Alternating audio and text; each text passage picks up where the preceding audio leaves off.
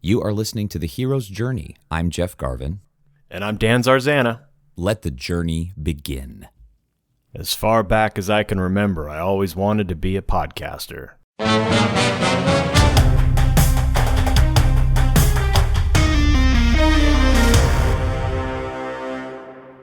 Welcome to another episode of The Hero's Journey, where we analyze your favorite books and films using Joseph Campbell's monomyth and Christopher Vogler's modern adaptation as a guiding light.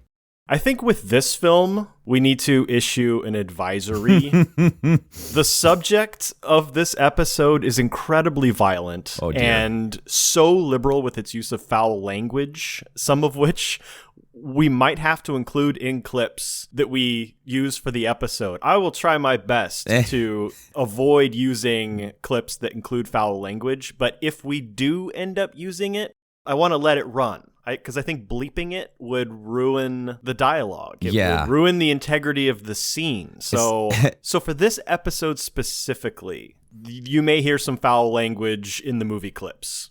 So this month, in recognition of Martin Scorsese's 79th birthday. Wow. Happy birthday, Mr. Scorsese. It's still making movies. We selected 3 of what we consider his best films at the height of his craft. Taxi Driver, Raging Bull, and Goodfellas. We asked our Patreon mentors, heroes, and demigods to vote on which one they wanted us to cover.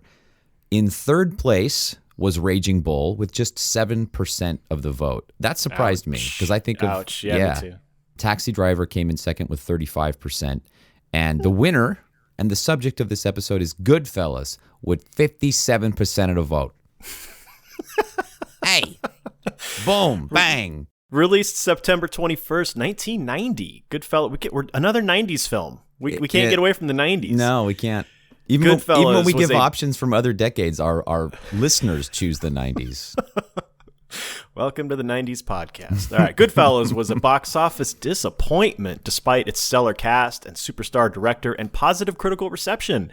The film's global box office receipts totaled just under $47 million against its $25 million budget. Wow. Now, we were congratulatory to Halloween for earning $47 million. That's right. But we have to remember that was an independent film released 12 years earlier. That's $47 million in 1978 money. Yeah. And it was produced on a tenth of the budget that Goodfellas had. Goodfellas was a high-profile, big studio feature. Warner Brothers produced it. A-list cast and crew. How this film wasn't a bigger financial success, I will never understand. I think this is one of my favorite movies of all time and definitely my favorite Scorsese film. Yeah, it's hard to, maybe it was ahead of its time or something. I don't know. One stat we need to do for tidbits is how much budget was spent per F word in this movie. The F word was used 300 times, approximately once every 30 seconds. Yeah, there you go. So you can do the math. $47 million, $25 million budget, 300 F-bombs. Regardless of the film's failure to draw audience to theaters, the film received well-deserved attention from the awards committees. Goodfellas was nominated for 6 Academy Awards. Best Supporting Actress for Lorraine Bracco. Best Supporting Actor for Joe Pesci, who took home his trophy. Best Editing, Best Adapted Screenplay, Best Director for Martin Scorsese, and Best Picture of the Year. Yeah. It was also nominated for 5 Golden Globes. And we don't talk about the BAFTAs much, if ever, but right. Goodfellas won 5 of the 7 BAFTAs for which it was nominated. Yeah, so critics said, go see this movie. And awards committees said, go see this movie. And audiences were like, meh, we're going to go see Marked for Death with Steven Seagal instead. That's right, Jeff. Marked for Death outperformed Goodfellas. Audiences of 1990 were higher on drugs than Henry Hill. Well, I can't anymore. I shouldn't be expected to. It's going to be okay. It's going to be okay, Dan.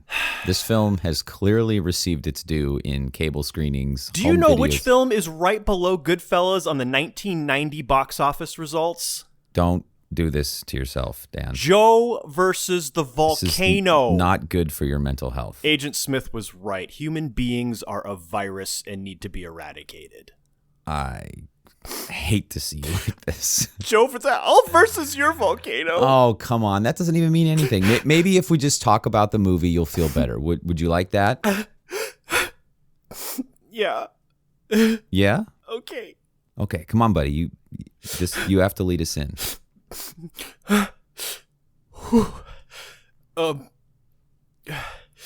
Borrow a kitchen knife from your sweet old ma. That's good. Keep going. And stuff a 38 snubnose down your pants. Yes, you got this. And take your first pinch like a champ. This is the hero's journey of Goodfellas. Act 1 of the hero's journey begins with the world of common day, where we see our main character in their status quo normal life. The first thing we need to know is that Goodfellas is based on a true story. We see first a snippet of something that happens a couple decades in the future. The scene of Henry and Jimmy and Tommy driving along in their car, and they hear a bumping from the trunk, and it turns out there's a man in the trunk, and we don't know who this guy is yet, but they treat him rather violently. And Henry Hill slams the trunk after the guy's been stabbed and shot, and says a great opening to this film. As far back as I can remember, I always wanted to be a gangster. Kick in with Tony Bennett, Rags to Riches. It's such a great opening to this film. Martin Scorsese, I think, is on par. Maybe he even exceeds Quentin Tarantino in his use of music in films, particularly Goodfellas. This is pinnacle for me, use of music in your film. Yeah, I agree. Then we cut back to a young Henry Hill.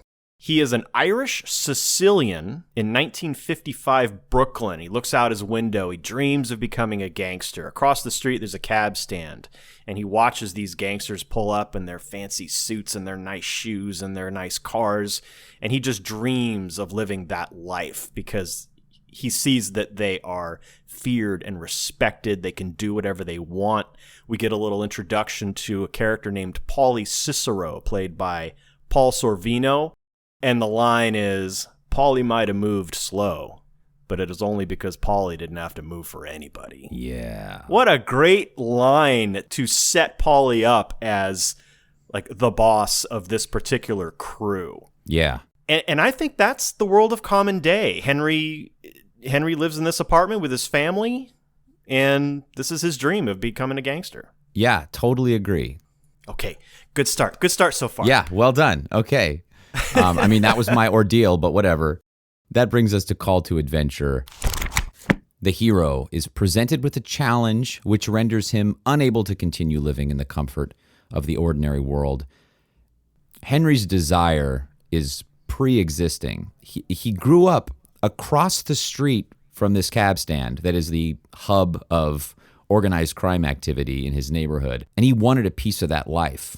As Hannibal Lecter once said, we covet what we see every day. So to me, seeing that life happen across the street, that's his call to adventure. Okay.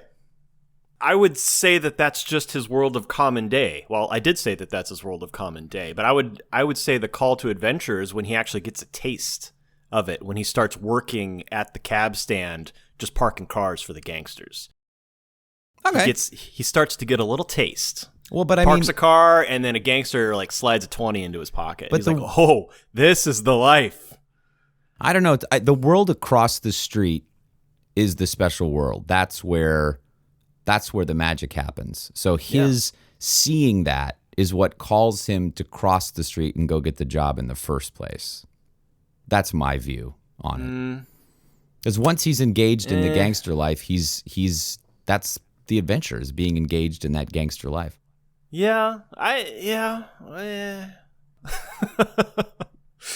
Okay. Ladies and gentlemen, Call to Adventure. For Goodfellas. This is going to go great. We're disagreeing already. Yeah. Well, we're in the same zone. Refusal of the call. Confronted with fear of the unknown, the call to adventure is refused either directly by the hero or by external forces. There is no refusal from Henry whatsoever. He wants this life. He's dreamed of it as far back as he can remember, as he says.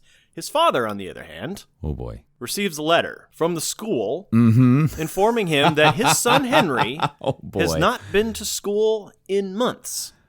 So Dad confronts Henry about it and beats the snot out of Henry because Henry, as he says, has been working at the cab stand. It was supposed to be a part-time thing, but he treated it full-time. He went to the cab stand instead of going to school. He is doing a gangster apprenticeship. This is not a part-time job. He's a journeyman gangster. So now the beaten and bruised Henry goes to Teddy Cicero, played by Frank DeLeo, who previously worked as a manager to Cyndi Lauper and Michael Jackson. What? So anyway, Henry tells Teddy he can't make deliveries for him anymore because his father will kill him, and he shows off the shiner the dad gave him.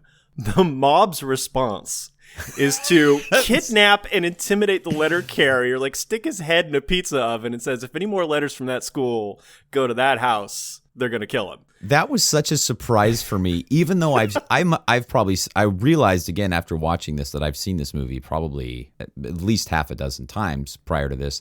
And I remember, they're going to go beat up the dad. No, it's the postman. And of course that happens, but that was such a surprise for me. I guess this is as good a time as any to say did you have a chance to read Henry Hill's memoir Wise Guy? Wise Guy was written by Nicholas Pileggi. Oh, sorry, Nicholas Pileggi. But I did read Henry Hill's memoir, The Lufthansa Heist, that he wrote with Daniel Simone.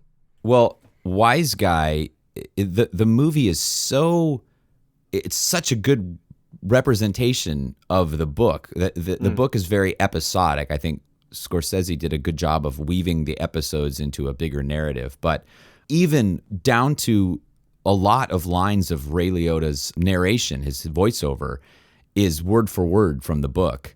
And that scene with the dad is just picked out of the book, along with the postman scene. Those were some of the scenes that were to me like the most surprising or the most the least credible, the most unusual, like, oh, that's what gangster life was like, are straight out of the book. So good. And then another refusal of the call is Henry. He shows up at home in a brand new suit, and he's got the shiny shoes and everything, and he shows his mom, and Mom, aghast, says, "My God, you look like a gangster." I love the look on the actor's face who played young Henry Hill. He's like, yes, exactly. He's so excited. He's so excited. Those are the refusals of the call that I saw, mostly from the family. They don't want Henry getting involved in this life. Yeah. Did you see any others? Nope. Point for point. That's exactly what I had. Okay.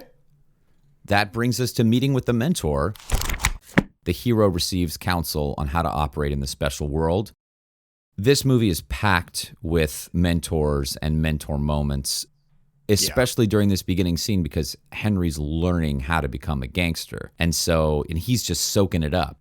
But in terms of dropping specific mentor moments into this chronological time slot, I'd say that the sequence in which we see Henry learning how to live the gangster life, it represents that the best, mostly from Tuddy and Paulie. So, for example, he's running across town holding an umbrella for Tuddy because Tuddy's delivering messages for Paulie because Paulie doesn't use phones. So they have to make a call, and then someone delivers this message, and then he responds, and they go back. And so don't use phones is advice that Henry receives several times during this film, and it comes back to play an important role at the end of the movie. And then Henry's at the pizzeria working for Tuddy, and this guy gets shot, and he stumbles into the doorway of the pizzeria, which has a pristine white floor, and the guy's bleeding all over, and Henry goes and grabs a bunch of white aprons to try and stop the guy's bleeding, and Tuddy's like, "What are you doing? You can't let the guy bleed all over you're wasting aprons. You got to toughen this kid up." So he's teaching him compassion's okay, but not when it gets blood on the floor, right? I don't know that compassion's okay at all. Yeah, that's true. He's like, you could toughen him up. Oh, he's learning how to kill the competition by blowing up cars. So he's learning how to become a destructive vandal. Yep. And he learns how the business works. Everybody in the neighborhood pays Paulie a piece of their action, and he protects them. He says it's tribute, like in the old country, but here in America. And the thing that I really liked about this line in the movie is he says that's what the cops didn't understand, that they offered protection for people who can't go to the cops. Like, that's what it came down to. Right. So just as a capper to this, now, you know what? I'm gonna stop there because I think the next thing I was going to say is really part of the crossing of the threshold. I'm going to draw the line there. I think there's a mentor moment that takes place during the crossing of the threshold. Yeah, and that is Jimmy telling Henry, you took your first pinch like a man, and you learned the two greatest things in life. Never rat on your friends, and always keep your mouth shut. That is the biggest verbal mentorship, I think, that Henry receives directly that we see on screen. Agree. But that takes place during the next segment, which is crossing the first threshold, where the hero must pass a barrier to enter the special world. This crossing represents the hero's commitment to taking on the adventure. What I saw as crossing of the threshold is Henry gets pinched selling stolen cigarettes outside a factory. Mm-hmm. He's taken before the judge. He's got a mob attorney, probably. Yeah. And he is released. And as he is walking from the courtroom back out into the world, yeah, he is greeted with applause and hugs and kisses by Paulie and a bunch of the other gangsters in the crew. Paulie says, "Oh, you popped your cherry," which is a crude metaphor symbolizing Henry's transition into the next level of being a gangster. He, in that moment, earns their respect and their trust. And I can't say this enough about these two elements of the film that make the whole thing work. One of them is the performance of young Henry Hill, the actor who played him, whose name I can't bring to mind at the moment. He is so excited and into it and open and innocent, even though he's doing horrible things. He makes you, when he walks out of that courtroom and sees the whole family, he's like so excited, like, oh, I'm graduating from high school. This is great. And then, and on that same level, Scorsese sets up this mobster life as so much fun, so exciting, so exactly what a young boy would want to do. He makes it enjoyable and fun and light so that later on, when it gets horribly violent, you get to see sort of Henry having to adjust and go like, oh, okay, this is what it's like. But he still loves it. I love how he set that up. It's a demonstration of Scorsese's world-building ability, that there's this gritty, violent world, but he creates it in the mind of a young man who romanticizes it. So he romanticizes it, and that's how we're introduced. And I think that's what makes the violent stuff even more shocking, because the world starts to get uglier as we move through the movie. I just love that about this movie. I think what very clearly delineates the end of Act 1 is that scene ending in a freeze frame and then transitioning to adult Henry Hill. Yeah. That's a very clear line that Martin Scorsese draws that says, we're done with Act 1, now we're moving into the next act. Yeah, totally agree. Thank you, Martin Scorsese, for making that so obvious. Yes, please, on future episodes, filmmakers, if you could do freeze frames and titles at the end of each sequence of the hero's journey, it would be much appreciated. One thing that is not mentioned in the film that I learned in the cop and crook commentary of the film, where the real Henry Hill gives commentary on the film along with Ed McDonald, who was the U.S. attorney that prosecuted him. Wow. And it's really crazy. They sound like old friends. They're laughing and joking with each other throughout the whole thing. And wow. But anyway, what I learned during that is that Henry Hill enlisted in the Army in 1960 at the age of 17 and was a paratrooper with the 82nd Airborne Division until his honorable discharge in 1963. Yeah. He did say he was court-martialed a couple times, so he wasn't a goody two-shoes in the Army, but... In Wise Guy, he goes into a little detail about Henry Hill's turn in the armed services and all the rackets that he ran Particularly, he took there was so much extra food because they'd make food for 200 guys, even if 150 of them went off base for meal. He was taking the food and the steaks and all the uncooked food and driving them to restaurants and selling them to restaurants. What? And then, so he had all these rackets going on while he was in the army, hence the court-martialing. Amazing. Yeah, he was so crazy. Always running a scam. Always, yeah. All right. Well, I believe, unless you have anything else to say about the crossing of the first threshold, that concludes Act 1 of Goodfellas.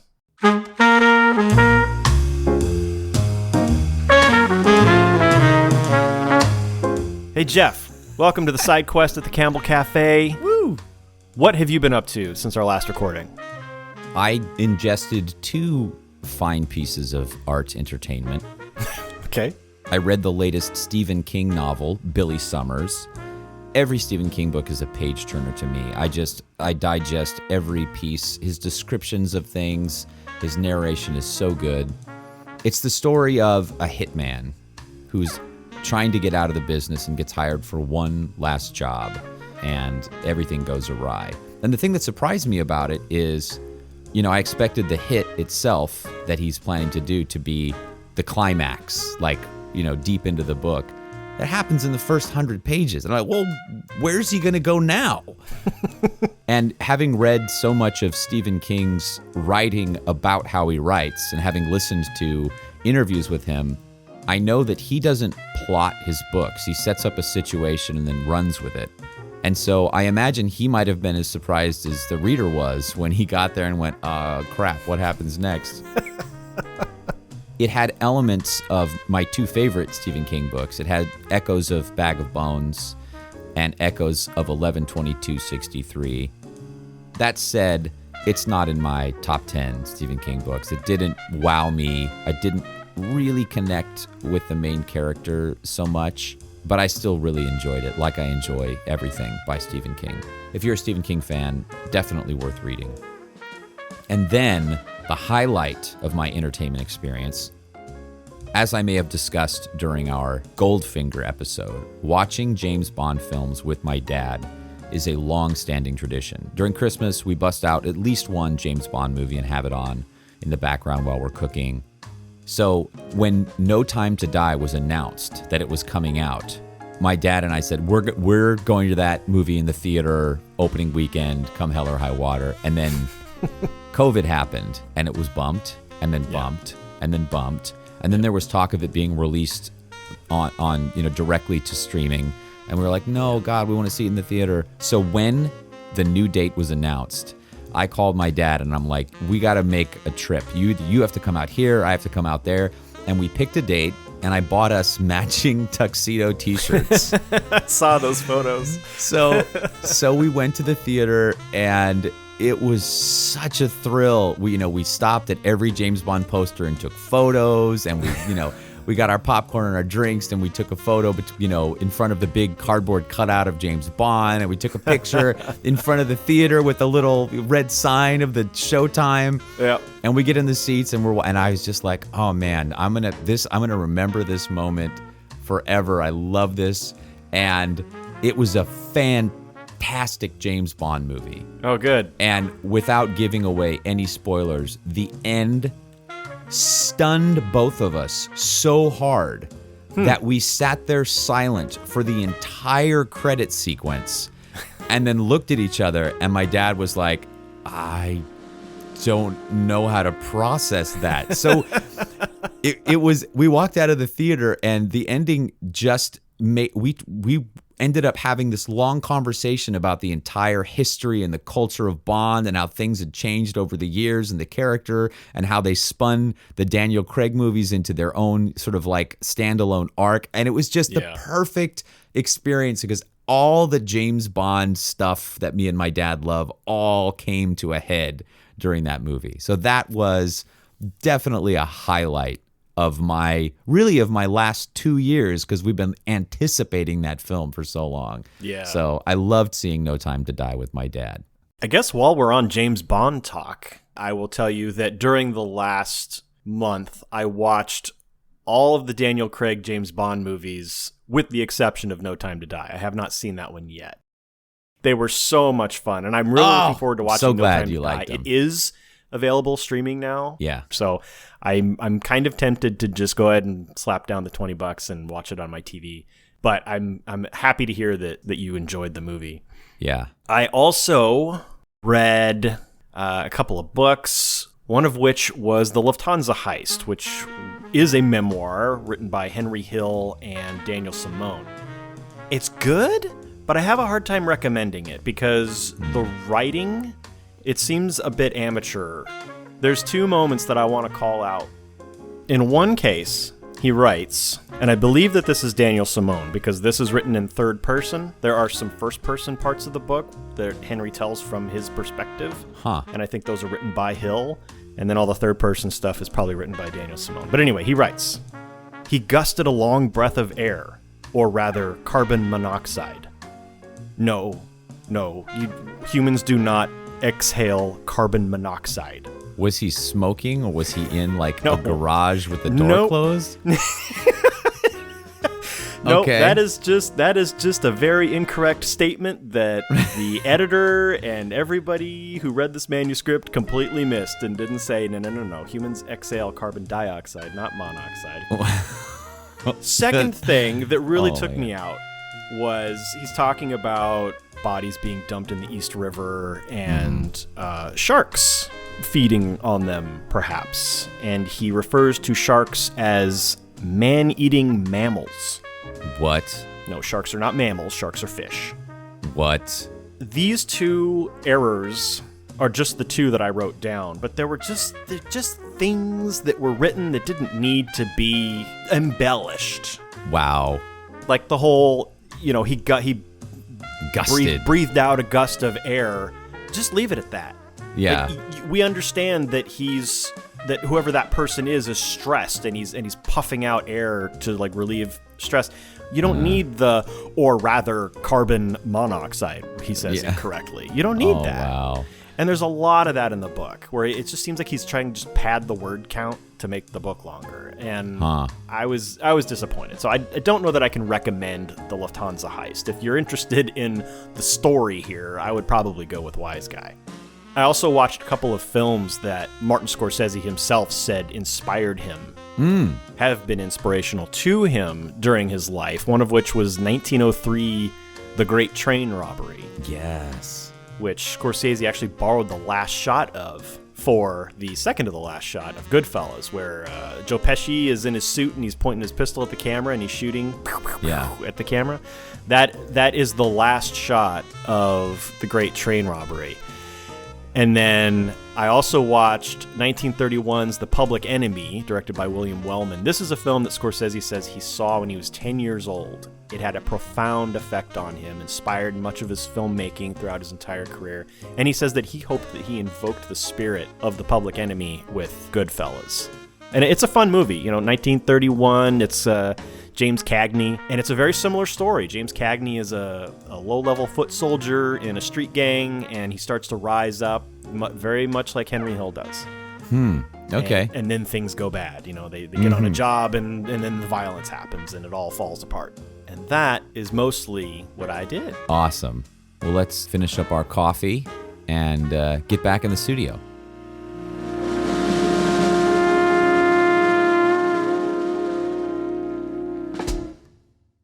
Act 2 of the hero's journey begins with tests, allies, enemies, also known as the road of trials.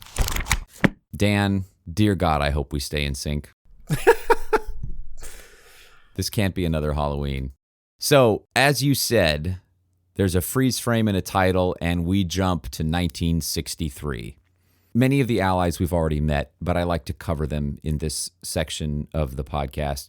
We've got Jimmy the Gent Conway, who in the book, it's revealed that his name is actually Jimmy Burke, but that his mother's name was Conway.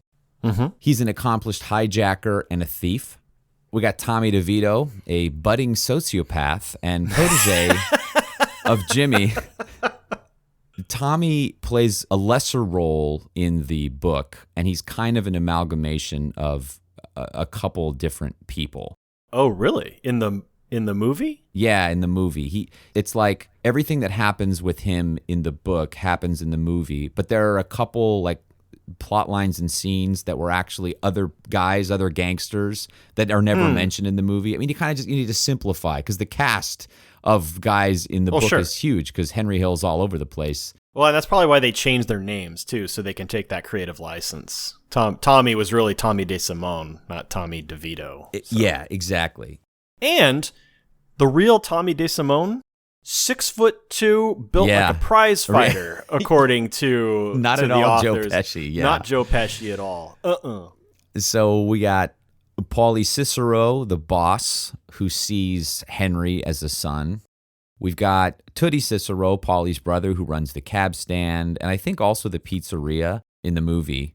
And then we got a whole cast of characters. Anthony Stabile. How you doing? Frankie Carbone. And then there was Mo Black's brother, Fat Andy. And his guys, Frankie the Wop. Ain't got in trouble? Freddie No Nose. How you doing? And then there was Pete the Killer, who was Sally Balls' brother. I took care of that thing for you. And you had Nicky Eyes. What's up, guy? And Mikey Francesi. That guy, yeah, I want to see him.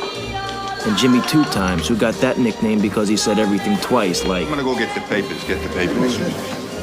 Enemies, we got the cops, the feds. What about Karen? Karen! Oh, yes, of course. Karen. Karen. So then we've got enemies, the cops, the feds, a couple of the other families. The crime families have a couple of guys that are obstacles, but I didn't really see any other enemies. Am I missing somebody big that's obvious that I'm just not naming? No. Okay.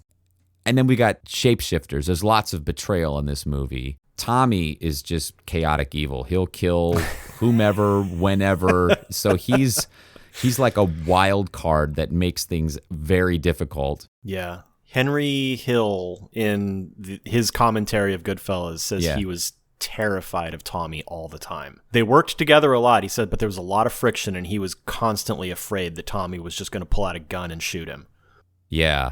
I saw a quote that Henry Hill said that the way they wrote Tommy in the movie and the way Joe Pesci performed it was between 90 and 99% accurate, which is terrifying. Yeah, Henry Hill said that Joe Pesci nailed it. Toward the end of the movie, Jimmy kind of becomes a shapeshifter from Henry's point of view. And then Henry himself switches sides and betrays the life that he was so committed to. He for sure shifts shapes. Say that 10 times. Tests. There are so many tests.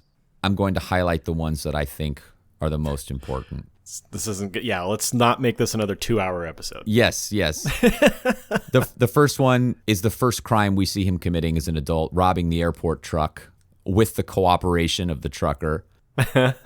Henry Hill says that 75% of the truck hijackings they did were what are known as give-up loads, where the driver is in on it and gives up the truck willingly. Underpaid guys see a chance for a little boost. Why not? And Jimmy, we see a little bit later, there's another scene where they're hijacking another truck, and we see Jimmy slip a $50 bill into the truck driver's wallet after he takes his license. Yeah. And he said he would do that because he figured, I'm stealing the guy's license for our protection, because if the guy rats us out, we know where to go to whack him. Mm-hmm. But I'm going to give him a little money too for his inconvenience, because he's got to go to the DMV and get another license and all that. So if we pay him, and $50 in 1960s money, multiply that by 4 in terms of value. Yeah. The best test and one of the best scenes in this film, and it's a classic forever. Tommy is telling a funny story of resisting interrogation by the cops. And so he tells this crazy story. Everyone in the restaurant is gathered around Tommy laughing. And then Henry says, "Oh, you're funny. And Tommy gets really pissed.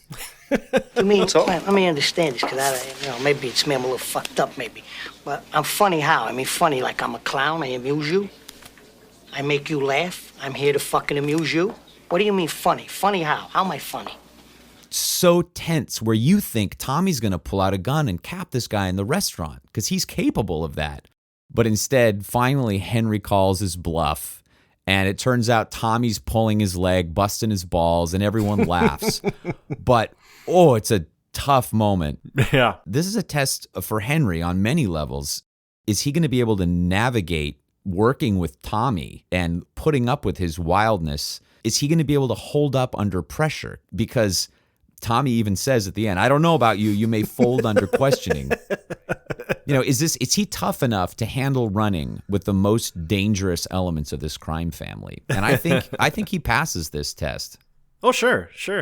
I get the feeling, though, it could have gone the other way if Henry hadn't called the bluff. I got the feeling that if he'd gotten tough or angry at Tommy, that Tommy would have blown him away. I almost had him. Stuttering prick, yeah. Frankie, was he shaking? I wonder about you sometimes, Henry. You may fold under questioning. The other part of this test that I think is important is that the waiter comes over and says, hey, you got a $7,000 tab to Tommy. And Tommy is humiliated, so he roughs the guy up. Yeah, breaks a bottle over his head. And Henry is able to manipulate that situation into having the owner, the Bamboo Lounge owner, the guy who he beat up, go into a partnership with Paulie. And then Paulie makes tons and tons of money, and then they burn the place down. The next test is a romantic test. Tommy begs Henry to go on this double date because he's trying to have sex with this girl, Diana, but she won't go out with Italians alone. So he goes that line from Tommy. In this day and age, I can't believe this prejudice against a Jew broad, prejudice against Italians. It's like, oh my God, he's so not self-aware. So Henry goes on the double date with the girl's friend, Karen. But he ignores her. He's nervous. He's ordering dessert when they're still eating, and he's asking for the check. He's trying to get out of there. He's got to go meet Tootie for a thing. So he gets out of there, and Karen is pissed. This is the first time we shift POV to Karen. So now we're hearing voiceover from Karen. We're like, whoa, this is a shift. And it mirrors the structure of the book. So the book Wise Guy is part third-person narration and then lots of long passages that are first-person quotes.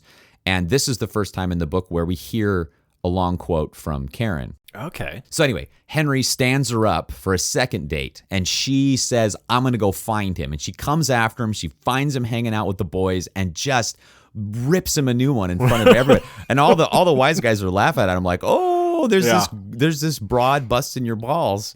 And there's something about that really he finds attractive, and she looks good. So he kind of charms her, and they end up dating. This romantic test culminates in this iconic one-take shot as they enter the Copacabana. And this is their first real date in the movie, and he's just blowing her away. He knows everybody in the bar. They literally go get a table and put it in front for them. And this serves as him impressing her, but it also serves to inform the audience, Henry's really connected. He is a semi-celebrity in this world. What do you do? I'm in construction. You don't feel like you're in construction. Okay, just to speed up, the next important test is the Air France heist. He gets a tip from Frenchie that a big shipment of untraceable cash is coming in on an Air France flight. And they manage to pull off the heist without ever pulling a gun. They walk away with $420,000. And they pay Paulie a tribute of $60,000. So Henry says, Air France made me. So he's pulled off a really big heist, and he just made Paulie a ton of money. And now, even more than his first pinch, he is a major player now. He is making money for the organization. Okay, so another test is collecting Jimmy's money from Maury, the wig guy, the funny wig guy. And we see Henry can play good cop really, really well to Jimmy's bad cop. Romantic test continues. Bruce, the country club jerk who lives across the street from Karen, tries to get fresh with her, and when she resists, he pushes her out of the car. So Karen calls Henry from the side of the road. Henry goes, picks her up, drops her off at home, looks across the street, sees Bruce, and pulls his pistol, walks across the street, and beats him in the face with the side of the pistol. Yeah. Until he is on the ground, keeps beating him, finally relents, walks across the street, and gives Karen the bloody gun and says, hide this. And this is a test for Karen. Yep. Because instead of freaking out and saying, you just no, get out of here, she takes the gun and hides it and says it turns her on. So now we're getting a picture of who Karen really is. Now, these could be tests, but I want to jump to Karen's POV here. So in the end of the sequence, they get married. In reality, they got married twice. They had a Jewish wedding and an Italian wedding. But this is a big Italian wedding. And this is her we see that. We see the Jewish wedding. Oh, you're right. The stomping on the glass. Mazel tov. Very small wedding. And then we cut to the gigantic ballroom that's just full of wise guys. The wedding is Karen's crossing of the threshold because she's now being initiated into this big Italian family with cheek kisses and envelopes full of cash and lots of Maries and Marias and Paulies and Petey's. Yep. There's more truck hijackings and blah, blah, blah. But there's one more test for Karen. Henry comes home late. And Karen's mother just bawls him out. What kind of person are you? On the front stoop. Yeah. He's just yelling. And Henry just laughs and turns around, gets back in the car and leaves. I love that scene. But she stays with him. Karen stays with him. And this is her kind of going, yeah, I'm tough enough. I can handle this. I can handle this life. I want the pluses, so I'll take the minuses. Yeah. Dan, that's where I drew the line at the end of tests. Very close to me. I also included Karen attending a party with all the other wives. Oh, yes. Where they all talk about the stuff that their husbands do. Agreed. Henry Hill says that was a big no-no. The wise guys were not supposed to tell their wives anything, but it turns out that they all did. And so anytime one of the wise guys wanted to know what another wise guy was up to, he'd just have his wife ask their wife. Oh, and that's how they got a lot of information. Oops. But I thought this was similar to the wedding. It's another element of Karen getting in deeper, where she says that they didn't have friends outside the family. That was their only social circle, was the other wives of the wise guys. And the other minus is that she notices that all the wives look tired and ragged. They're wearing cheap clothes and they're talking about nephews getting murdered and their husbands going to jail. It just freaks her out. Yeah. Yes. But she stays. Again, she stays. She wants the life. She wants the good life that it brings. That brings us to our favorite part of every episode. Oh, dear Approach to the inmost cave. The hero reaches the edge of a dangerous place where the object of their quest is hidden. Now, the whole object of the quest thing, I'm not sure really applies in Goodfellas because there's not, it's just, he just wants to live the life. And Scorsese has said, sorry. Go ahead. Scorsese has said that he thinks the only movie that he made that has a plot is The Departed. And that this movie is really, he says that the main character of this movie is the lifestyle and that's what he was interested in showing. So it's interesting that we're finding these moments in the narrative of the film, but I agree. Mm-hmm. There's no MacGuffin in this movie that he's just trying to get. He's just living this life of crime. A couple of years ago. Oh, by the way, happy anniversary, Jeff. This is we're beginning our 4th year of doing this this month. But for those of you who have listened to the Godfather episode, we know that Michael Corleone, his path is toward leading the family. That doesn't exist here for Henry Hill. Henry Hill is of Irish blood, therefore not eligible for leadership in the family. He's going to be a foot soldier for his entire career. Yeah. I have an interesting tidbit about that part of gangster mob culture. Become an ally and listen to the bonus audio because it's a cool tidbit. To the segment now, Approach to the Inmost Cave. We get a title card, June 11, 1970, Queens, New York, at the Sweet Lounge. This is a club that Henry Hill ended up owning. Right. And there is a gangster named Billy Batts, played by Frank Vincent, who has just gotten out of prison. And this is his welcome home party.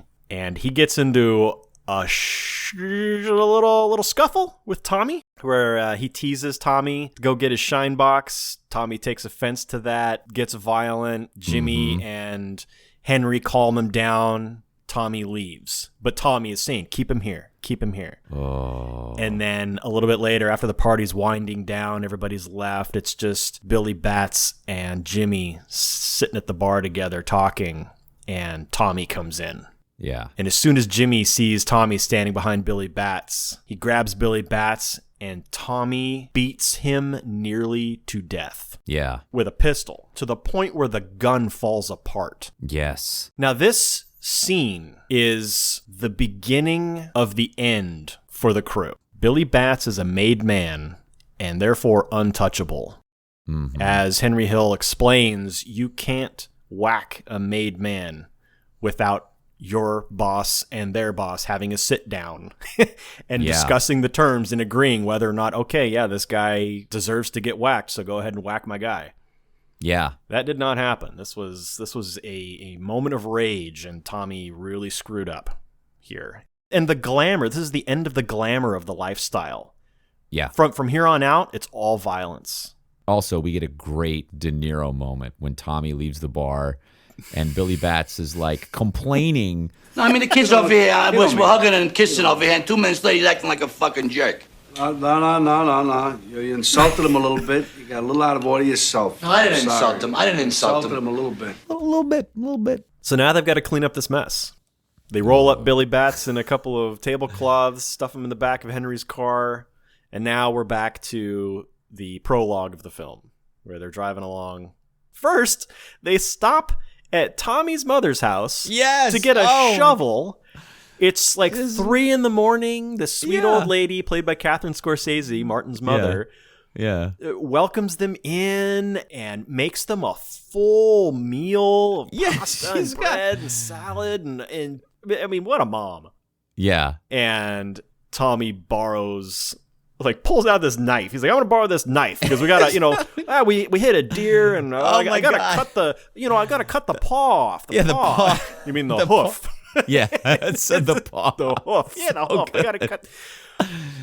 I guess to wrap up the scene, they go back out into the woods, and this is where they hear the bumping in the trunk, and they pull over, flip the trunk open, and Billy Batts is still alive.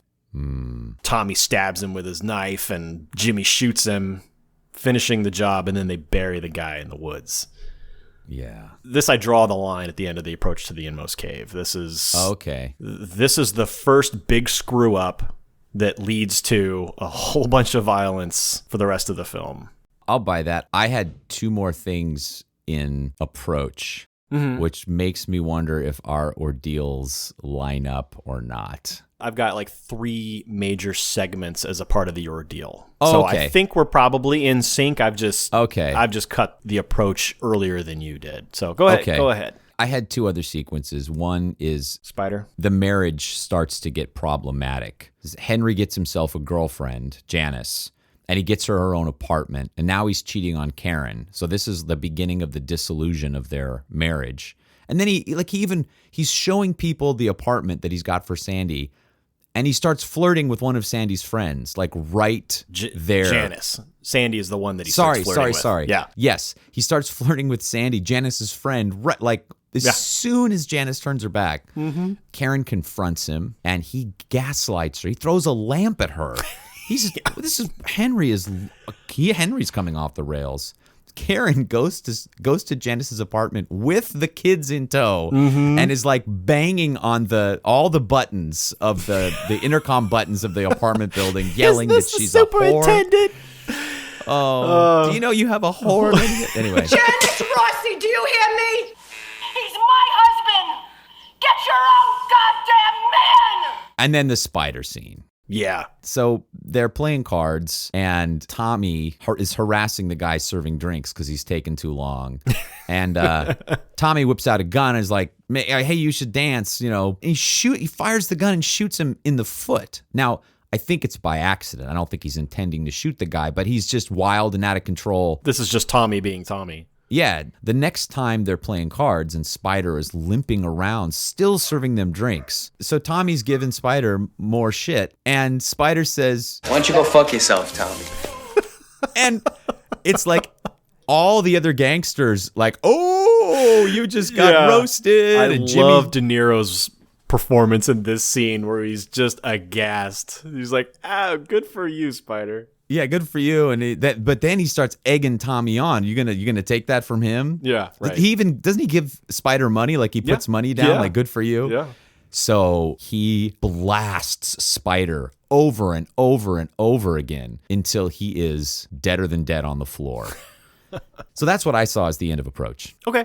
Yeah, those are two segments that I had in the ordeal because it's more unwinding, but I can certainly see how it could be Approach to the Inmost Cave as well. And I can see how it could be Ordeal. So I'm with you. These are episodes in a lot of ways. Michael Imperioli, who plays Spider, when he flung himself backward after being shot by Tommy, cut his hand on broken glass. Much like DiCaprio in Django Unchained, and much like Orson Welles in Citizen Kane, he's like bleeding from a hand wound, and he just kept on going with the scene. They took him to the hospital to get his wound bandaged, but he still had the bullet squibs, blood all over his shirt, and so they were trying to treat that. Yeah. They were like, no, I'm an actor. It's for a movie, but I cut my hands. And after that, they when they figured out that it wasn't bullet wounds, they made him go back into the waiting room and wait for another 3 hours. Because they thought, oh, you cut your hand? Get out of here. That brings us to Ordeal. Our hero faces the ultimate test, often risking death to overcome his worst fear, sometimes actually appearing to die. I saw the ordeal beginning with Henry wakes up and Karen is straddling him with a gun pointed in his face, and she is distraught. And he manages to talk her into lowering the gun, just like, hey, I love you, And then as soon as she lowers the gun a little bit, he snatches the gun, throws her off the bed, and then puts the gun in her face. Like, how do you like it? Yeah. And then he walks out, and he moves in with Sandy. Janice. Now their marriage is on the rocks. He has openly said, nope, I'm going to go basically live with my mistress. And Paulie and Jimmy come visit him to set him straight. That you got to go home. Karen's flipping out. She's making trouble. This is no good. So Henry kind of relents, and Paulie says, I'm going to send you down to Tampa to collect some money, and it'll be like a little vacation. Then you come back and you go home to Karen. So they go down to Florida, and they rough this guy up at the zoo and torture him until he agrees to pay. But then when they get back home, they find out that the guy they roughed up in Florida had a sister who was a typist for the FBI. And she gives up everybody. Yeah. And Henry and Jimmy, they get sentenced to 10 years. So they all go to jail, right? And this is the worst. If you're a gangster, prison, you've been trying to avoid getting pinched. That's the game. And you just lost. Yeah. But it turns out that jail for wise guys is pretty cushy. They have their own private apartment. They have a kitchen. They're getting food and booze. But they still have to make money. So Henry starts selling drugs to get by. And this is his undoing. Yes. Meanwhile, this is Karen's ordeal. Because her earner is gone. He is in prison, he's not making money for the family. No one's helping her. She has no provider. Mm-hmm. But she's bringing food and contraband to him. And then she spots the mistress's name on the visiting roster and loses her mind. So we don't know what the future of the... Throwing all this contraband out on the table. She's like, she pulls out a salami. Let her smuggle all of this in for you. She pulls out a salami the size of an arm somewhere. I don't know if it was like out of her pants, like she had it in her leg or something. I don't know. You want her to visit you? Let her stay up all night crying and writing letters to the parole board. What am I doing here? Where am I? I'm in jail. I can't stop people from coming to see me. Good. Let us sneak this stuff in for you every week. Let her fight with these Look what you're doing every week. Look what you're doing. Stop it. So that's where I drew the end of Ordeal. That brings us to Reward. Having faced their fear, the hero seizes the object of their quest. The Reward, I think Henry, first he gets out of prison 6 years early. He had a 10-year sentence, but Paulie has pulled some strings and gotten him out of jail, out of prison, after only 4 years. I kind of saw that as the reward, just him getting out of prison. Oh, interesting. I have more. Okay. What other reward do you see? He earns mentorship from Paulie. Paulie confronts him about selling drugs and says you got to get out of the business. And he warns him about Jimmy and Tommy. He gives him a second chance, essentially. And Paulie had an associate named Gribbs who got busted because his people were selling drugs behind his back. And he went into a restaurant and he nodded to one of his associates. And the FBI took that as evidence that he was involved in this drug ring. And he went to prison for the rest of his life and died in prison. And so Paulie doesn't want to go that way. So he draws the line here. So two other parts that I have in the reward that you must have had in the road back, but he starts making money again.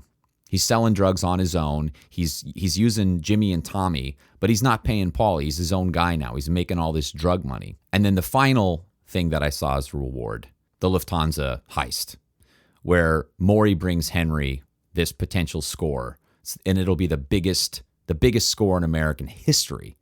And Henry gives the tip to Jimmy, and then he and his crew pull it off to the tune of millions in cash. And Jimmy gives Henry a cut. So this is the biggest score of his career. All of his gangstering has led to this moment. So I saw that score as really the biggest, clearest reward in the movie. Okay. A couple of counterpoints. I don't see Paulie. You said he earns mentorship from Paulie. I don't think that that's mentorship from Paulie that's been earned. I think Paulie, like you said, is afraid of going to prison for the rest of his life because one of his guys is selling drugs. That's fair. That's a self-preservation thing. That's fair. Oh, so I saw that as part of the road back. And the Lufthansa heist I saw also as road back because Henry doesn't take part in the Lufthansa heist. The cut that he receives from Jimmy is far less than anything that he's ever made before. Like the Air France, he made more money doing the Air France job. He makes more money with all of his other side hustles. The Lufthansa heist is really, that was Jimmy, not Henry. He had very little to do with it. All he did was put Maury and Jimmy together. So how does that fit into the road back? How does that fit into consequences of... Everybody starts getting whacked. The pulling off the Lufthansa heist puts a spotlight on that crew. The city, the state police, the FBI. No, I get why that's all road back. Oh, interesting. Well, let's if we're into the road back now, why don't we just move to the road back? Okay. Oh no, that's Act 3. Well, yeah. We need. Oh yeah. We need to have our we can't have a beverage break. first. All right. Well, let's agree that we're gonna move on to the road back after we get back from beverage. Yep.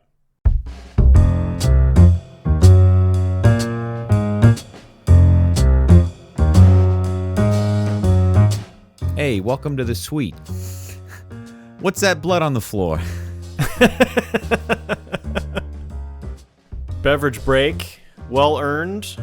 What did bartender Tasha deliver for you? Well, God, I struggled with this one, but this is a rare choice for me because, I'm a whiskey guy and a beer guy. But I selected a nice Chianti. Second Hannibal Lecter reference. This is D'Aquino Chianti, bottled in Vitra, Firenze, Italy. And it's 12.5% alcohol by volume. I guess you don't really talk about that with wine. I'm not a wine guy. I'm not very sophisticated. So me buy Italian Chianti. And for those of you who who aren't watching this on video, it has the classic little sort of like straw wicker basket thing that's woven around the bottom of the bottle. It feels very much like something you'd get at an Italian restaurant. Classic Chianti bottle. All right, here we go. It looks pretty dark to me.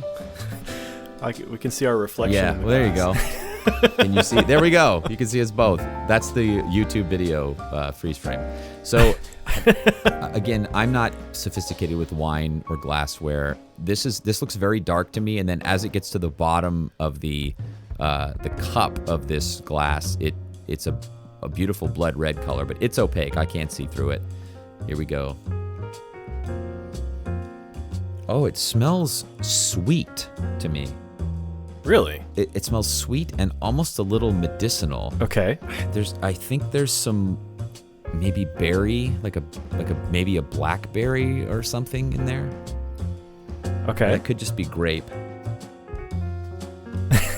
There's no shoe leather or tobacco. A hint of rusty nail, perhaps? No, it's It smells sweet lovely. and a little medicinal. That's the best I can describe it. It's not... You get a little whiff of tetanus. When you do the swirly thing, there's definitely a coat of oil around the glass. I'm not sure.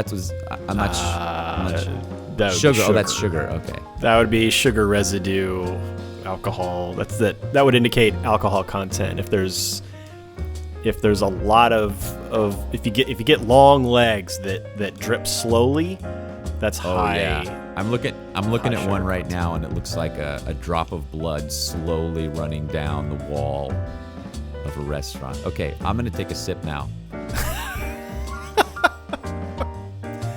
I'll be interested to see if your mouth puckers due to high tannic element that I'm expecting from that Chianti. My tongue feels like a piece of carpet after having had a swip. Yep. A thwip of the wine. A swip. Wow. A thwip of the wine. It's really having an effect on you there. Yeah, that's high tannic element there from that wine. It sucks all the moisture out of your mouth. The first thing I noticed is the very warm sensation that spread down my throat and into my gut. It almost felt like a sip of whiskey, but with no burn whatsoever. Okay, now I'm going to try the taste thing where I swish it around in my mouth. Gulp, gulp, gulp. That is very pleasant. It's a little bitter on the end. I can't identify the taste. It's not green tasting. It tastes very mellow and a little grapey. I think the scent was almost was more of like a Welch's grape jelly kind of smell. It tastes a little grapey. Yeah. No, I don't know. It tastes good to me. It's very pleasant and drinkable. Okay, good. I think I would have 2 glasses or 3, and then my face would end up in my ravioli at the end of the night. It's really good. I recommend this D'Aquino Chianti. Yeah, it sounds like a good one. I've had some Chiantis that were not good at all. They just tasted like cardboard. So a rare bottle of wine from Jeff. And now, because wine doesn't keep, my wife and I will have to drink the rest of this today. Yeah, you should finish that within the next day or two. Dan, what is the beverage that you selected? Well, I thought about going with a red wine as well because of the whole Italian theme. I was gonna say wow, I can't even think of the word I was gonna say. But anyway, I did red wine for The Godfather. That's right. So I didn't want to duplicate. That's right. that. Throughout the film, there is one particular beverage that makes multiple appearances. When Henry is talking about the business of stealing trucks full of goods, and then he says you take a $200 case of liquor, you bring it in the back door, and you sell it out the front for $100. It doesn't matter; it's all profit. And there are cases and cases and cases of Cutty Sark Scotch whiskey all over this movie. Not just that scene, but in so many different dinner scenes or the card playing scene. There's just Cutty Sark is all over this movie. I don't know if they paid for some product placement or if this was authentic placement of or use of this scotch. I've never had Cutty Sark before. When I was growing up, my impression of it was that it was poor quality. Not because I drank it myself, I was too young, but that was just the impression I got from adults I knew. That was their statement. It is always on the bottom shelf anytime I ever see it anywhere. But I'm giving it a shot here. I also, because we're doing a violent gangster film, I do have my bullet glass. Yes. Perfect. Which I've used several times during this podcast, but let's see what Cutty Sark blended Scotch whiskey tastes or smells like. So Cutty Sark was first produced in 1923 and is a Speyside region blended Scotch. So other Speyside Scotch brands you might be familiar with are the Balvenie, Glenfiddich, Macallan, and apparently Cutty Sark. So it does smell Well, it smells like scotch. It's not a peaty scotch though. That would be Isla. But it smells good. It's got a woody leather, a little bit of that medicinal scent that you were talking about with your Chianti. I get a little bit of that here too.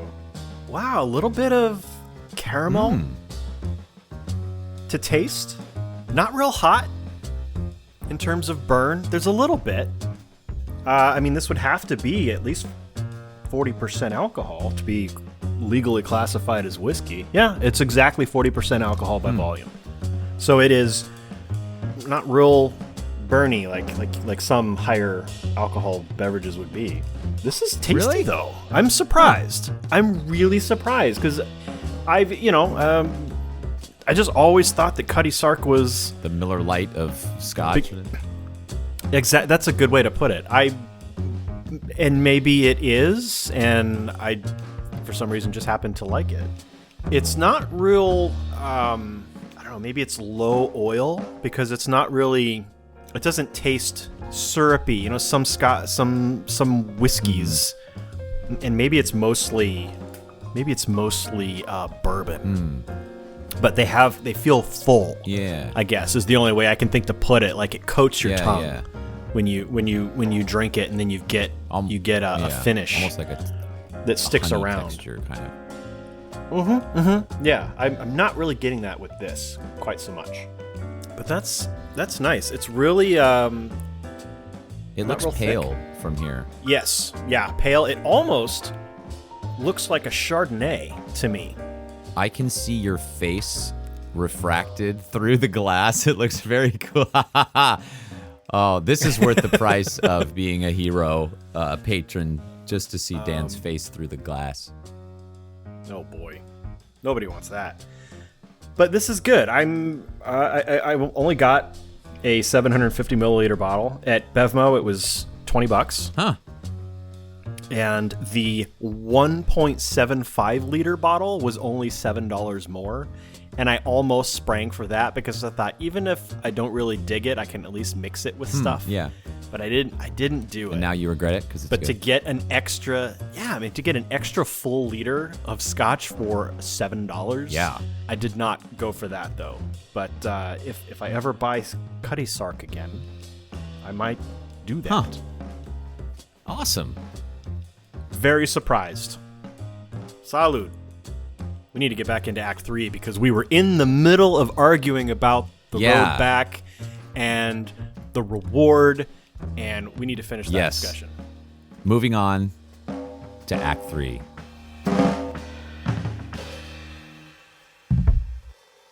Act 3 begins with the road back, in which the hero is pursued by vengeful forces he disturbed when he sees the object of his quest. You put the Lufthansa caper in reward. No, you did. No, you put the Lufthansa caper here. I started the road back with the aftermath of the Lufthansa robbery. So the guys who worked the job violate Jimmy's instructions not to buy anything. He said, don't buy anything expensive. Stay under the radar. We don't want to draw any attention. And they all go out and buy expensive stuff. A mink coat, a pink Cadillac. Pink Cadillac. Oh my gosh. So, the guy shows up with the pink Cadillac and Jimmy's just, he's so pissed off. And then the next guy shows up, Frankie Carbone shows up and his wife's got a big mink coat. Jimmy takes the coat off her and thrusts it into Frankie's hand and says, go return this. Take it back. Yep. So Jimmy's getting paranoid and he starts having everybody involved in the job whacked. First, Stax, played by Samuel L. Jackson. Then more. What? It's not Samuel L. Jackson? My wife said the exact same thing. Oh my God, I thought it was Samuel L. Jackson. Holy crap. Then Maury, the wig guy. Then Johnny Roast Beef and his wife right in their Cadillac, like as if to make a statement. They did not go riding on the freeway in that pink Cadillac. Then they find Frenchie in the garbage. Wait a minute. What? Jeff, Stax Edwards is played by Samuel L. Jackson. Holy crap. Who's racist now? Now we got to leave all that in there, right? I have to go tell my wife because she said that. And I was like, that's Samuel L. Jackson. A very thin and wiry Samuel L. Jackson. Yeah, this was pre-Pulp Fiction Sam That's Jackson. right. Unbelievable. Well, Jeff, I apologize to you. I apologize to my wife. I apologize to Samuel L. Jackson. And I am humbled. In all fairness. And embarrassed. You're right about this stuff about 90% of the time. That's why I completely backed off immediately, because I was like... That's why I was so arrogant about it. That's not Sam Jackson. Yeah. You know, it's funny. Before the internet, that would have been a 10-minute argument at a bar. It would have Sam Jackson. No, it's not. Well, there's no way to prove it unless you watch the credits, and no one has time for that. Right. So they find Frenchie in the garbage, and then cut to a meat freezer truck. And we push in past the hanging meat to find Frankie Carbone, who was so frozen in this meat truck, it took 2 days to thaw the body before the autopsy. Now, if you've ever thawed frozen meat, it's just not the same as fresh meat. So I can imagine like performing this soggy autopsy on a freezer burned body. Ugh. Anytime, I remember growing up, anytime my mom would defrost meat that was being used for dinner, she would always take like the pack of chicken or something out of the freezer and stick it in the sink. Yeah. I don't think you can stick Frankie Carbone in the sink. No, you need a big sink. Industrial sized. So all these whackings are taking place, but then they get the news that Tommy's getting made, and Jimmy is on cloud 9. He is so proud of his friend. He's so excited that he's going to be, this guy's getting made. Only when Tommy gets to the ceremony, instead of getting made, he gets whacked in retribution for killing Billy Batts.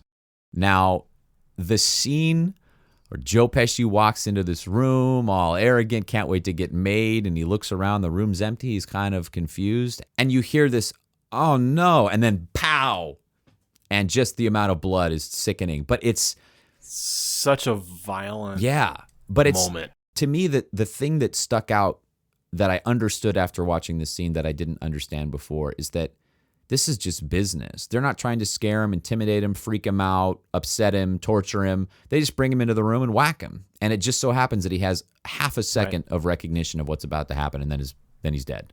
Yeah. By the way, as he's leaving to go to this ceremony, he's leaving his mom's house, kisses her, and says to her, "No more religious paintings, okay, Mom?" But in the background, the painting is like a copy of the Mona Lisa. It's not a religious painting, and I think it's a moment of character revelation for Tommy that he can't recognize. So maybe he thinks it's the Madonna, thinks it's Mary, but it's a Mona Lisa. So Jimmy gets the news and absolutely destroys this payphone. He takes the handset, he's slamming it against the thing. He pushes the booth over onto the ground. That's true to life. That happened. Jimmy responded that way when he got the news. Yeah. Henry Hill said that this is the only time he ever saw Jimmy shed a tear. Yeah. Was with the news of Tommy being whacked. Robert De Niro cries like an 8-year-old kid. He just, his face just turns down and he's like, it's amazing. It's such a great, I don't know. I love Robert De Niro, and that's just, you would not expect him to cry that way. It's just, I don't know. It's very funny. Okay. So I struggled with this and changed my mind at least twice. So this may be in your resurrection. I don't know. But I have cut to May 11, 1980, Henry getting pinched, the whole helicopter sequence in The Road Back. Ooh. Is this where you put resurrection? Yes. Okay. Yeah. That entire day and him getting pinched, that is the climax of the film. And I'm going to tell you that Martin Scorsese himself says that this is the climax of the movie. So why don't you go ahead and do resurrection? Resurrection, or The Master of Two Worlds, where the hero faces death one more time in a final battle or showdown. This time, the danger is at the apex. So we get another title card, May 11, 1980. Henry is high as a kite. And props to the makeup department, because he looks awful. He is talking about the sauce that he has to make. Oh my God, Karen, I have to get home and stir the sauce. And he's trying to sell some guns to Jimmy. Jimmy in a blue terry cloth robe is not interested in these guns because they don't fit the silencers that he has. And he says, quit those drugs. They're turning your mind into mush.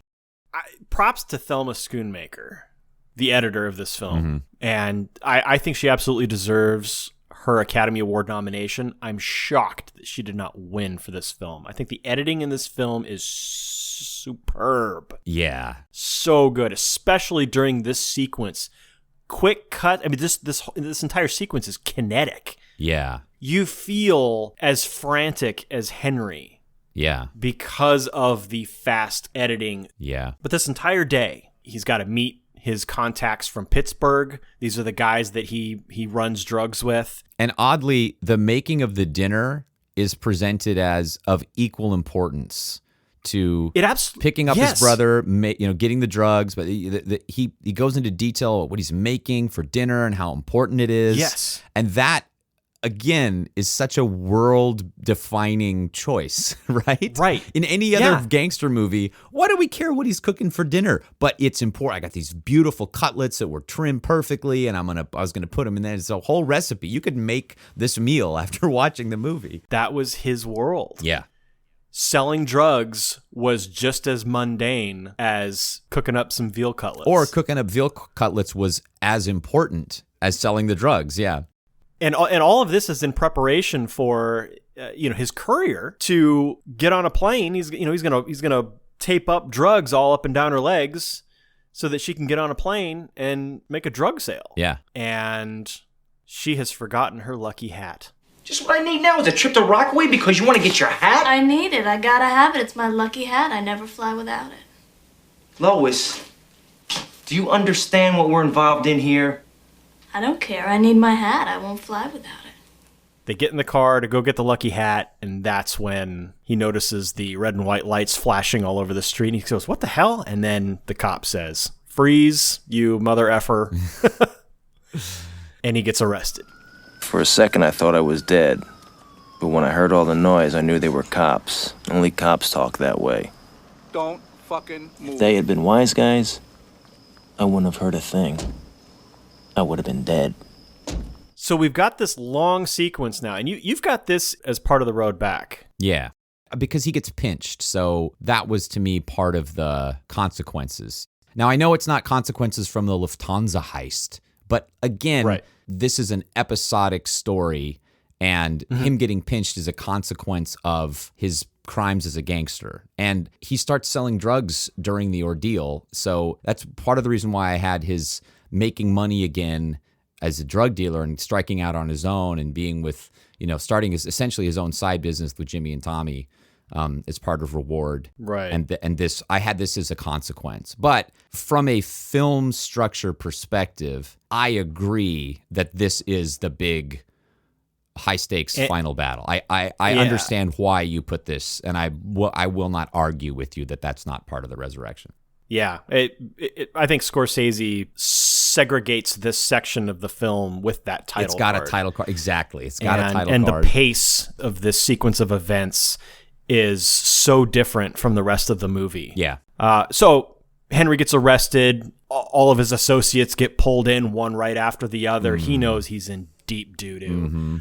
His mother-in-law puts up her house to raise bail money.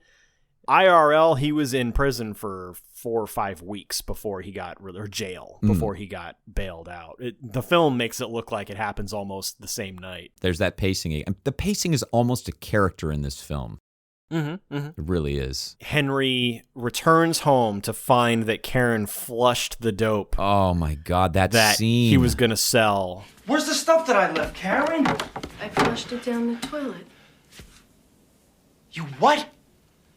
What was I supposed to do? They were all over the house. Karen, that was worth $60,000. I need that money. That's all we got. What was I supposed to do? Karen! They were in everything. That's all the money that we had, Karen. I was dependent on that. Why did you do that? I had to do it. They were gonna find it. Fuck, Karen. They would have never found it. I swear to you, Henry. I swear, Henry, they would have found it. Oh, no. Why did you do that? Why? Would have do that, Karen? Oh my God. Just when they collapse into each other's arms in just complete desperation and exhaustion. Yeah. That moment where, it's so, wow. Yeah. The award nominations and Oscar well-deserved. Yeah. Yeah. So they're completely destitute now. There's no money. He's on parole or he's on bail now. So every law enforcement agency is looking at Henry Hill right now. He can't do anything now. Mm-hmm. He goes to Paulie for help. Paulie gives him $3,200 and says, "And now I got to turn my back on you." Oh, that scene. Because Henry lied to him. He said, I promise I won't deal drugs. Yeah. After he gets out of prison the first time. Oh, I just wanted to say, in that scene where he comes to Paulie begging for help and forgiveness, there are several cuts to the sausages that Paulie is cooking. And again, it's like, food's really important. He's not going to, he doesn't even stop turning the sausages while he's, having this incredible scene. This heartbreaking scene of this guy that he nurtured for 20 plus years. Maybe he's trying to say, like the sausages, you are now cooked. Oh, if he'd stuck a fork in the sausage, then you would have known. But yeah, you don't stick a fork in a sausage. Here it comes. Bang, bang, bang. Karen goes to see Jimmy. Yeah. And there's this stressful moment. Jimmy gives Karen some money. Yeah. But then he says, "Hey, I've got some Dior dresses that came in, and why don't you take a couple?" Mm-hmm. And she walks down the street, and he's standing outside of his shop, and he's kind of like directing her with hand signals, and she gets spooked because the place that she's directing him doesn't look safe at all. And so she jumps back in her car and runs back home. Yeah. And it's these moments that Henry and Karen, although Karen is still resistant, but they realize they've got to get out of the life. They're gonna danger. get whacked. Yeah.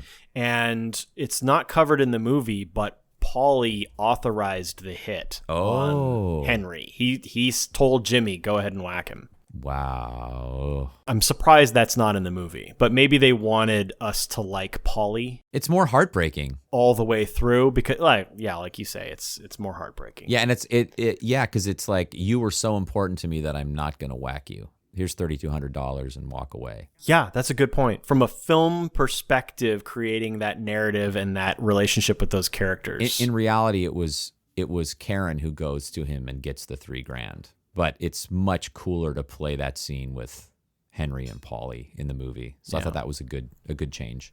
Finally, Henry meets with Jimmy at the airport diner that they've had all their little meals at, and Jimmy asks Henry to fly down to Florida to whack somebody. Jimmy had never asked me to whack somebody before, but now he's asking me to go down to Florida and do a hit with Anthony. That's when I knew I would never have come back from Florida alive. So this is what propels Henry and Karen to agree to sign up for the witness protection program and turn on his organization. Okay, so that brings us to Return with the Elixir. Freedom to live, which could not be more appropriate, because that's all the freedom he gets. The hero, having won some precious treasure or reward, now returns to the ordinary world to share the spoils of battle. Now, this is a tragedy in many ways. Henry doesn't die, but everything he cares about is taken from him. Like you said, he decides to take the whole family into the witness protection program. He testifies against everybody, faces Jimmy and Paulie in court and points his finger. This is against everything he believes in. He's not keeping his mouth shut. Right. And then in the middle of the trial, Scorsese breaks the fourth wall, and Ray Liotta turns directly to the camera and narrates the end of his career in the mob. What a surprising turn. We've seen none of this. No one's broken the fourth wall. And breaking the fourth wall is a big stylistic choice because it takes you out of the story immediately. After 2 hours and 25 minutes before the last part of the film. And to me, it really worked. And it worked even better after I read or listened to Wise Guy, because Wise Guy is third person interrupted with first person accounts of Henry and Karen. And actually, Janice has her own POV as well. Oh, really? Yeah. Her name's not Janice, I think. But the book is a lot of first person talking, and the only difference here is that he's talking to the audience. And I think it's a great wrap up, and it gives it a sense of documentary all of a sudden at the end of this narrative film. And Scorsese has said that to him, some of the best documentaries are actually narrative film, and some narrative films are more like documentaries. So here he really blends the two. Well, look at his body of work. So many of his films are biopics, essentially. Raging Bull, this, The Aviator, Wolf of Wall Street. Like, they're all real-life stories. Yeah. So the precious reward here is his life, and the ordinary world to which he returns is the world outside the mob. And this final sequence, it's a single shot trucking through boring suburban neighborhood to find Henry in his bathrobe, picking up the newspaper like the most normal thing you could do, lamenting the fact that he's now an average nobody, and he gets to live the rest of his life like a schnook. So he started out as an ordinary kid, entered the world of the mob, and now he's returning to this being an ordinary man. It's full circle. Yeah. And then there's the shot of Tommy that you mentioned from Great Train Robbery, where he fires a gun at the camera, and he fires exactly 7 shots. Stop which it. is Stop exactly it immediately. Just stop. That's going to be anytime someone fires a gun in the hero's journey. I'm gonna say that. So that's the end. That's the end of the film. Perfect circle back to the life of being a schnook. Yeah. The U.S. attorney that negotiates the witness protection program details with Henry and Karen. Yeah. His name is Edward McDonald. Played himself in that movie. Oh, that's right. The actor that we see is the real U.S. attorney that handled that case. Wow. And something that is not covered in the film that I think is pretty funny is in that scene when Henry and Karen are in his office, in the attorney's office, talking about the witness protection program. Mm-hmm. In the waiting room, right outside the door, in real life, were 2 of Henry's mistresses that he wanted to bring along with him into the witness protection program. Oh, my God. What a jackass. Could not let go. Life is over. Do we want to talk about the end title cards? Sure. We get the wrap-ups. Like you've mentioned these these end title cards before as John Hughesian. Yes, very John type things, but we get updates on the 3 main players, I guess, where Henry's in witness protection program. He and Karen separated in 1989 after 29 years of marriage. Henry Hill ended up passing away in 2012. The day after his 69th birthday. Wow. 3 years later, the book The Lufthansa Heist, co-written by Henry Hill along with Daniel Simone, was released. That's the book that I read as research for this. Paul Cicero, whose real name was Vario, died in 1988 in Fort Worth Federal Prison of respiratory illness at the age of 73. So respiratory illness, COVID-88 maybe? That's what he died of? I don't know. Too soon. And then Jimmy the Gent was, at the time of this film's release, serving a 20 years to life prison sentence for murder in New York State Prison, and would not have been eligible for parole until 2004 when he was 78. He didn't make it that far. He developed cancer and died in prison in 1996, 6 years after this film was released. Based on the number of cigarettes and the amount of alcohol those guys probably consumed, they were lucky to live that long.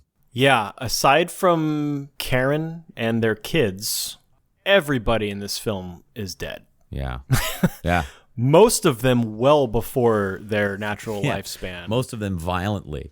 I've got a theory for you. Tell me. What is a nickname for Henry? Hank, right. Hank Hill. I propose that King of the Hill is it's about his documentary series about the Hill family in the witness protection program. Canon. Karen's name was changed to Peggy. In the film, it's portrayed that the Hills had 2 daughters, but in the book I read, he talks about a daughter and a son. Mm-hmm. So that's Luann and Bobby. Canon. Enough said. I mean, you try to poke holes in it if you want, but unambiguous.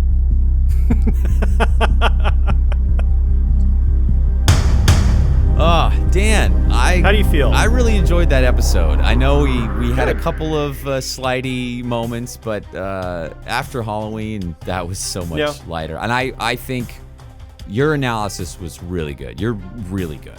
What do you mean? The way I analyze? What? No, it's just, you're good. It's good. The way you found the journey and everything. It's good. Good how? I mean, what's good about it? Just the what? Just, man, you're good. What?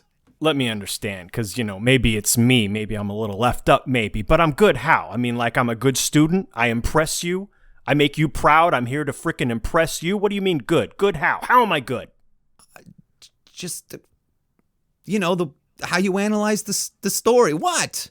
No, you said it. How do I know? You said I'm good. How the F am I good? What the F is so good about me? Tell me what's good.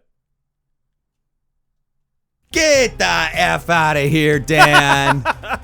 You mother puss bucket. I almost had you, you stuttering prick you. Hey, listeners, thank you so much for joining us. If you enjoyed this episode, please help us spread the word. Introduce us to your movie and book-loving friends, your campfire story-loving friends. Rate us on Apple Podcasts. Write a quick review if you can. I've noticed a couple of new reviews and some new ratings. Thank you for those of you who did that. We really appreciate it. It's a big help to us. It helps increase the visibility of the podcast and all the various podcast apps. It helps us a little bit. A little bit. Helps us a little bit. If you are interested in supporting the podcast, please go to patreon.com/Heroes Journey Podcast. HEROS, no E, because this apostrophe can't be in the web URL. So patreon.com/Heroes Journey Podcast, and you can join us as an ally. As an ally, you earn access to every episode's bonus audio content, including tidbits where we discuss trivia about the book or the movie that we covered, or both. As a mentor, the next level up, you'll receive all the ally benefits, plus you earn the right to vote on the subject of each episode. Every month we publish a poll with usually 3 choices, and our mentors get to vote. And if you join as a hero, you receive all the ally and mentor benefits, plus access to bonus video content where we meta-analyze the episode, we throw shade at ourselves and each other as we consume our second or third serving of the themed beverage. And finally, as a demigod patron, you receive all of the previously mentioned benefits, plus a shout out in the credits of every episode. While we're on the subject, thank you to our newest patrons, WJ, very mysterious. Also, thank you to John Bullock, another new patron who has joined us. Thank you, WJ and John Bullock, for your support. We really appreciate it. It means a lot to us. And a big heap of thanks to all of our patrons who make the show possible, including our demigod patrons, Scott Sanford, Ricky Garvin, John Peterson Jr., Jeff Scott, Joseph Wilbur, Michelle Calderon, Ami Garvin, Salathiel Jones, and Jasmine and Pete Hudson. Man, when I see new patrons and I hear the list of patrons, it's, man, after 4 years, it's such a thrill to know that people love this podcast and they're putting their money there. That's just, it gets me every time. Yeah, it's gratifying to think that what we're doing, people enjoy it enough to kick some financial support to us to help keep the lights on. Yeah, we've had to sell fewer drugs and we haven't had to hit airports in over a year. Special thanks to Dean Ethington. Get rid of your pink Cadillac. For designing our logo, Taylor Jordan for composing the Hero's Journey theme, and Jason Dorff for our episode artwork. If you are interested in hiring them, we recommend them. Links to their portfolios can be found on the About page of heroesjourneypodcast.com. And if you have any feedback about this episode, comment on the episode post on Twitter or Instagram. Our Twitter account is @HeroesPodcast. That's HEROS. Don't put an E in there because that's plural heroes, and that's about the TV show that was on ABC or something. Yeah, this is possessive. It's possessive. It's possessive, but we can't, like you said, we can't put an apostrophe in there. Yeah, so it's HEROS Podcast. Yeah. And we're also on Instagram @Heroes Journey Podcast. Goodfellas is copyright 1990 Warner Brothers, Inc. Thanks again for listening. Until next time. Journey on!